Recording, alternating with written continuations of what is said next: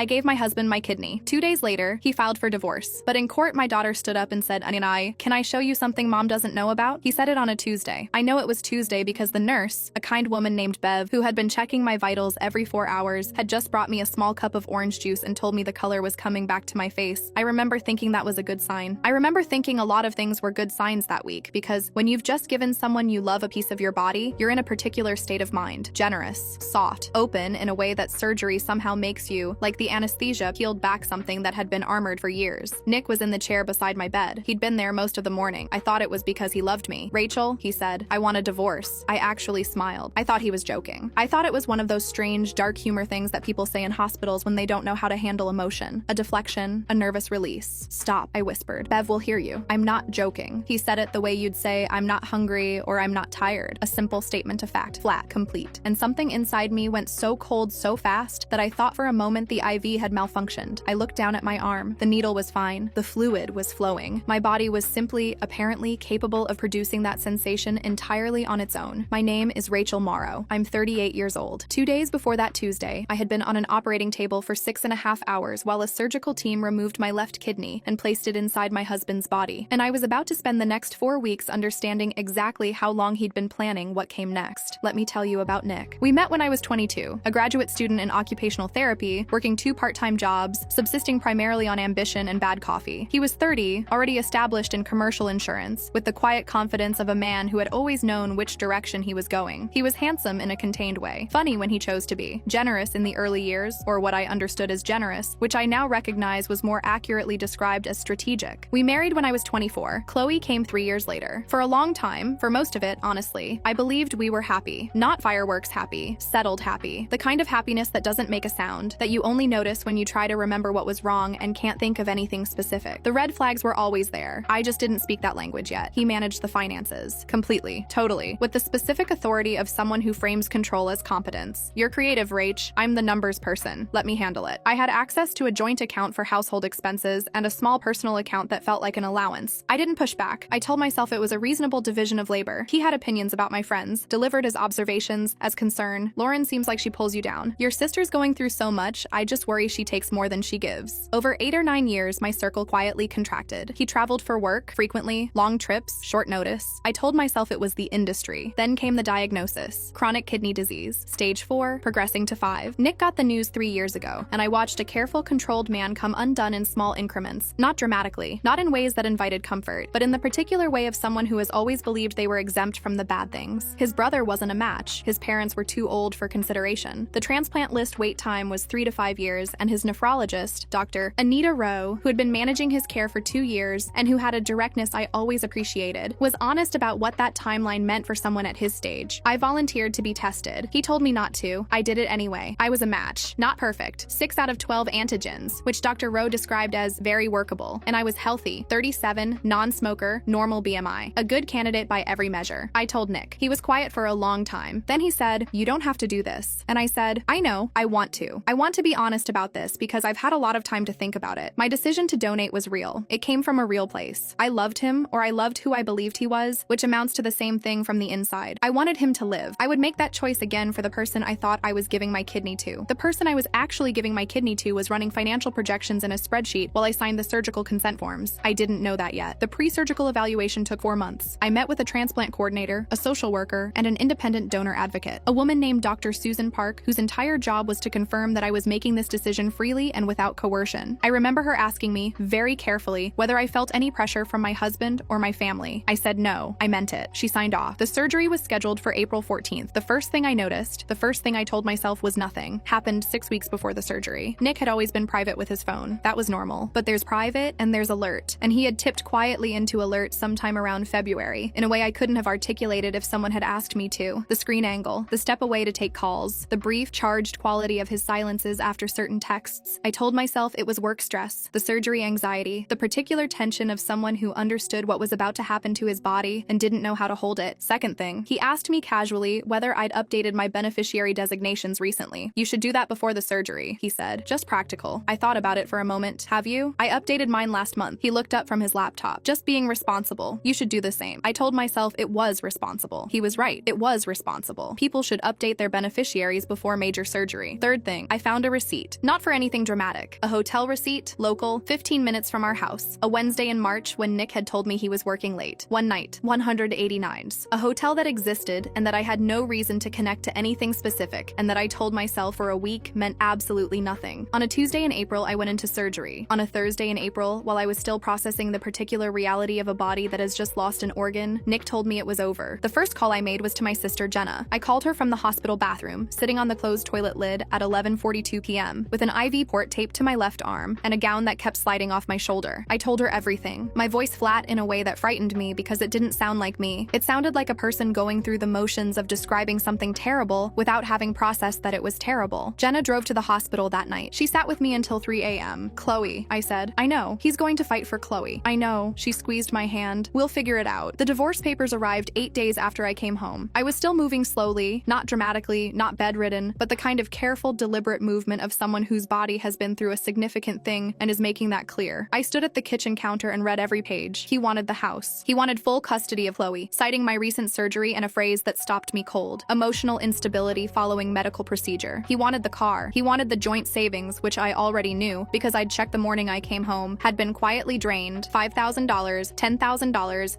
$8,200. Transfers over 3 weeks while I was in pre-surgical appointments and pre-op and recovery, while I was focused on the logistics of removing an organ from my body. $23,000 gone. I sat down on the kitchen floor, not dramatically. My legs just stopped cooperating. Chloe found me there 10 minutes later. She was 11, home from school. It was a Saturday. I'd lost track of days. And she stood in the kitchen doorway with her backpack still on and looked at me on the floor with an expression that no 11-year-old should have to organize their face into. Mommy, I'm okay, I said. I just needed to sit down. She sat down next to me. We sat on the kitchen floor together for a while. I didn't know what she knew. I didn't ask. She was 11 and she was mine, and my only job in that moment was to be the parent she needed me to be, even though I was sitting on a floor in a house that someone had legally claimed and a body missing a kidney. What I didn't know, what she would not tell me until 4 weeks later in a courtroom, was that she had been paying very close attention. My sister's friend was an attorney, not family law, environmental law, but she knew names and she made calls. And 2 days after I read the divorce papers, she drove me to an appointment with a woman named Teresa Cross. Teresa Cross had been practicing family law for 18 years, and she had a particular reputation in this county that I would later understand was earned specifically by cases where one party had significantly more resources than the other. She was compact, precise, and had the specific energy of someone who has seen every version of every trick and is no longer surprised by any of them. She read Nick's filing with the same expression you might use to read a predictable menu. Emotional instability following medical procedure, she said. That's the language. Yes. He filed 11 days post-surgery. Yes. She set the papers down. Tell me about the money transfers. I walked her through everything I had, the account statements, the dates, the amounts. She took notes without expression. He hired Daniel Kraus, she said, looking at the filing. She said the name in a specific way that told me she knew it. Is that bad? She was quiet for a moment. Kraus is aggressive and effective and willing to work with incomplete information. She looked at me. The instability framing is his. He'll push it hard. She paused. Rachel, I have to be honest with you about resources. Do you have access to any funds that haven't been in the joint accounts? I thought about my personal savings account, the small one in my name only, that I'd been quietly contributing to for 3 years, not out of anticipating anything specific, just out of a vague personal principle that I was glad now I'd followed. $11,000. Some, I said. She nodded. It'll cover my retainer and initial work. Beyond that, we'll need to be creative. She paused. I'm also going to refer you to someone. Her name is Dr. Monica Bell. She's a forensic accountant. She used to work with the DA's office, Financial Crimes Unit. If Nick has been structuring these transfers deliberately, she'll find the shape of it. How much will that cost? Let me see if she'll defer payment pending the settlement. She looked at me with the steady directness of someone making a decision. Your case has characteristics she finds professionally interesting. That is how I discovered that systematic financial fraud committed against a recovering organ donor is, apparently, a thing that forensic accountants find professionally interesting. I was glad for it. The case moved faster than I expected, which Teresa told me was because Nick wanted it fast. Fast was his friend. The longer it went, the more time I had to find footing, find resources, recover physically. He had every incentive to push toward resolution while I was still standing in the rubble. Dr. Monica Bell spent 2 weeks going through the financial records Teresa subpoenaed. She had 11 years with the DA's office and a manner that reminded me of a surgeon. Not cold, exactly, but precise in a way that had resolved any unnecessary movement long ago. Her preliminary report identified the transfers as following a deliberate pattern, not random account management. A structured drawdown, timed to maximize depletion before legal separation created a protected period. He started moving money in February, she told Teresa and me in a conference call. Her voice was level and factual. The transfers show a specific pattern consistent with someone who understood the legal timeline. The 3-week pre-surgery window, the post-operative recovery period, the anticipated filing date. Is that provable? Teresa asked. I can demonstrate the pattern and timeline. Whether the court interprets it as deliberate is a legal question. She paused. But the documentation is clean. Exhibit A through Exhibit F. Teresa got me a copy of Exhibit A through F on a Thursday afternoon. I sat at my kitchen table and read every page. My incision pulled when I leaned forward. I leaned forward anyway. Chloe was doing homework at the other end of the table. She kept her eyes on her worksheet, but I noticed, the way you notice everything about your child, the specific quality of their attention, that she was not entirely focused on what she was writing. I didn't ask her about it. I should have. Or maybe it wouldn't have mattered. Maybe she had already decided what she needed to do, and no one could have changed it, because she was 11 and determined and she had been paying attention for weeks. The morning of the hearing, I woke at 5:20 a.m. My incision had been aching the past few days, not severely. The surgeon said it was normal, scar tissue shifting, and I lay in bed in the dark with my hand pressed flat against my side and thought about what Teresa had told me the night before. He's going to come in hard on the instability narrative, she'd said. Daniel Kraus will question your fitness, your recovery time. He'll suggest that a recently surgical patient can't provide stable primary care. He'll be professional about it. She paused. I need you to be in that room and I need you to be steady, Rachel. Whatever he says, steady. I know, I said. This isn't going to be clean. I know. I put on the suit I'd bought specifically because it didn't press against my scar. I dropped Chloe at school. She was staying with Jenna after we had it arranged, and I kissed her forehead and she held onto my sleeve for an extra second. It's going to be okay, Mommy, she said. I looked at her, 11 years old, her father's eyes and my stubbornness, and something behind both that was entirely her own. I know, baby. I drove to the courthouse. Nick arrived with Daniel Kraus and a confidence I recognized, the specific ease of a man who believes the outcome is already written. He wore a suit I didn't recognize, which meant he'd bought it recently, which meant he'd had the money to buy it. He didn't look at me. Kraus was what Teresa had described, meticulous, controlled, with the practiced fluency of someone who speaks courtroom the way some people speak a second language, easily and without thinking. He laid out his case with clean, efficient strokes. Nick's financial contributions, Nick's professional stability, my surgery, my recovery, my current medical condition. He used that phrase 3 times, Rachel's current medical condition, like it was a diagnosis rather than the aftermath of something I had chosen. Every time Teresa stood up, Kraus had a counter, speculation, irrelevant, emotional conjecture. I sat with my hands flat on the table because that was the only way to keep them from doing something that would prove his point about stability. The financial documentation was good. Dr. Bell's analysis was solid. Teresa presented it methodically, and I watched the judge, Honorable Frank Carter, 22 years on the family court bench, read the exhibits with the specific attention of someone who has seen financial games before. He asked 2 pointed questions. Kraus answered them smoothly. It wasn't enough. I could feel it. Teresa had told me she could feel these rooms, and I was feeling this one, and what I was feeling was not favorable. The narrative was winning. Recovering patient, unstable, current medical condition. Nick's lawyer was building a story, and it was coherent, and I was sitting in the middle of it, unable to dismantle it fast enough. Then the courtroom doors opened. I heard Jenna's voice before I saw her. Low, urgent, at the bailiff near the door, and then Chloe's voice, clearer. Please, I need to tell the judge something. I'm the daughter. The judge looked up. He looked at Chloe. She was in her school clothes, backpack on. She'd come straight from school. Jenna must have brought her, which meant Jenna had known, which meant Chloe had told Jenna something she hadn't told me. She was so small. She was so completely steady. Your Honor, she said, projecting her voice with the particular clarity of a child who has been practicing. May I say something? There's something I need to show you. My mom doesn't know about it. The courtroom was absolutely still. Kraus was on his feet in 1 second. Your Honor, the child is 11 years old. She's clearly been coached. I wasn't coached, Chloe said, not loudly, just clearly. Sit down, Mr. Kraus. Judge Carter's voice was not raised. It didn't need to be. He looked at Chloe for a long moment, studied her the way you study something you're trying to read accurately. You understand this is a legal proceeding, he said. You understand what it means to tell the truth here. Yes, sir. Come forward. She walked to the front of the courtroom. She unzipped her backpack and took out a tablet, cracked along one corner of the screen. An older model, the kind you don't notice because 11-year-olds always have devices that look like they've survived things. The bailiff helped her connect it to the courtroom's display screen. I don't remember if I was breathing. The video was 42 seconds long. It was shot from a low angle, below eye line, the way a child holds a device when they're pretending not to record. The living room couch, February lighting, the gray midwinter light through our front windows. Nick, leaning forward, elbows on his knees, talking to someone off camera in the voice he used on business calls. Low, efficient, stripped of the warmth he deployed socially. Once the transplant's done, I'll finally be free. The room made no sound. Assets are already moving. Custody strategy is in place. She won't see it coming. A pause. I'll leave her with nothing. A woman's voice, off camera, lightly amused. She really doesn't suspect anything. She's too trusting. He leaned back slightly. Always has been. Then, on the recording, something shifted in his face. His eyes moved. Hold on. I need to check on Chloe. The camera lurched, small hands adjusting something quickly. Then Nick's voice, closer now. Chloe, what are you doing? Learning to record things? Chloe's voice, flat, careful, exactly the tone she used when she was giving nothing away. A beat. Don't say anything to mommy about this call. It's adult stuff. His voice dropped to the register he used when he was managing a situation. If you keep it between us, I'll buy you a brand new tablet, the newest one. Deal? The video video ended. The silence lasted 3 full seconds. Nick shot to his feet. That's out of context. Sit down, Mr. Morrow. Judge Carter's voice was a door closing. She edited it, Mr. Morrow. She doesn't even know how to— The gavel. Kraus put his hand on Nick's arm. Nick shook it off. Then Kraus put it back, firmer, and Nick sat down with the specific mechanical compliance of someone whose body is following instructions while their mind is somewhere else entirely. The judge looked at the screen for a moment after the video ended, as if he were still watching something. Then he looked at Nick. Mr. Morrow, do you deny making those statements? Nick's mouth opened. That isn't an answer, the judge said. Kraus stood up slowly. He took a long breath. He straightened his jacket with the deliberate calm of someone making a decision that cannot be unmade. Your Honor, he paused. I need to advise the court that I can no longer represent this client in good conscience. Nick's head turned like something on a swivel. You're my lawyer. I was. Kraus picked up his briefcase. You told me the financial transfers were standard asset management. You told me the custody petition was based on genuine concern. He looked at Nick without expression. You lied to this court, and you said the rest in a courthouse hallway this morning to someone you thought I couldn't hear. He walked across the courtroom. He stopped in front of me. He set a business card on the table. Call this number. Use my name. They'll take your case pro bono. He looked at Teresa, a professional acknowledgement, and then he walked out of the courtroom. The room was quiet again. Judge Carter folded his hands on the bench. He looked at his notes, then at the financial exhibits, then at the screen where the video had played. Temporary full custody granted to Rachel Morrow, he said. All financial transfers from the joint account occurring in the 60 days prior to filing are hereby frozen pending forensic review. He looked up. Mr. Morrow, I am referring this matter to the county DA's office for review of potential financial misconduct. You'll want to retain new counsel before noon. He gathered his papers. We're adjourned. The gavel came down. I didn't register most of what happened in the next 30 seconds. I was aware of Teresa's hand on my arm. I was aware of Nick leaving, not looking at me, not looking at Chloe, walking out with the fast, contained stride of a man trying to look like he was choosing to leave. Then Chloe was beside me. I went to my knees and pulled her into me so fast that my incision pulled, and I didn't care. Her backpack pressed against my shoulder. Her hair smelled like the school hallway. She was shaking slightly, or I was. I couldn't tell which. Chloe. Her name was all I could produce. She pressed her face into my neck, and I felt her exhale. A long, held breath exhalation, the kind that comes out when something you've been carrying for a long time is finally allowed to land. I had to wait for the right moment, Mommy. I held her tighter. I know, baby. My voice came out uneven. I know. She pulled back and looked at my face with the steady, clear gaze she'd had since she was 4 years old, the one that always made me feel like she could see through whatever I was managing my face to do. He told me not to tell you, she said, because it was adult stuff. She paused. But I'm not a tablet. I stared at her. He thought he could just buy me, she said. It was matter of fact, like I was something he could buy. I didn't have words. I just looked at my daughter, 11 years old, cracked tablet in her backpack, the careful patience of someone who had held something enormous for 6 weeks and had chosen exactly when and how to set it down. Nick had planned everything. He'd planned the timing, the money, the lawyer, the narrative. He'd thought about every variable. He forgot about the variable that had been sitting at the kitchen table doing homework. There is an epilogue. The DA's office reviewed the financial transfers and opened a formal investigation. Nick retained new counsel, someone less distinguished than Kraus, which was its own kind of justice. The forensic review recovered $19,000 of the $23,000 through account freezes. The divorce was finalized 7 months later. I kept the house, primary custody of Chloe, with supervised visitation for Nick pending the outcome of the financial investigation. The court's language about my current medical condition did not survive the hearing at which Exhibit A through F and a 42-second video were entered into the record. Dr. Anita Rowe, Nick's nephrologist, the one who had managed his care through the whole process, sent me a card. Just a card, no letter, but she wrote inside it, I hope you're healing. You deserved better. I kept it. My kidney is doing well, apparently. Nick's body accepted it. He's healthy. I don't know how to hold that information, and I've stopped trying to hold it any particular way. It simply is. I gave something real. He used it and made his plans. Both of those things are true at the same time, and the second one doesn't cancel the first. Chloe is in 7th grade now. She's in the school drama program, which she told me she joined because she wants to understand how people perform things they don't mean. She said it like an observation, not an accusation, in the specific way she says most things. She got a new tablet for her birthday. I bought it. The night I brought it home, I set it on the kitchen table in front of her, and she looked at it, and then she looked at me. I know how to record things now, she said very seriously. I sat down across from her. I know you do, I said. She picked it up and turned it on and didn't say anything else, but there was something in her face, something small and private and satisfied, that I recognized because I had felt it myself in the moment that mattered most. She had waited for the right moment, and when it came, she didn't flinch. Neither did we.